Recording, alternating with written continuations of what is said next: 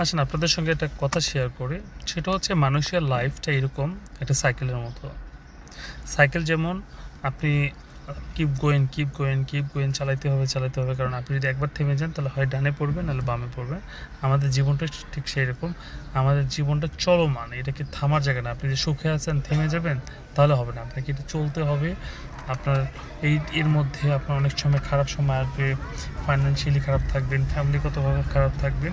But still আপনাকে keep going process চলতে হবে, কিপ গোয়িংয়ের মাধ্যমে যেতে হবে, সাইকেলের মধ্যে চলতে হবে।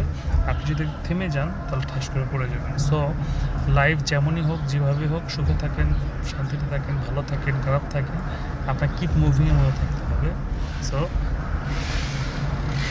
লাইফটা একটা সাইকেলের সাথে তুলনা করছে। ও এটা আমার কথা না, এটা একটা বড় এই কথাটা আমার কথা না, এটা একজন প্রবীণ বড় ব্যক্তি বলে গেছেন এই কথাটা। সো আমি জাস্ট থটটা শেয়ার করলাম।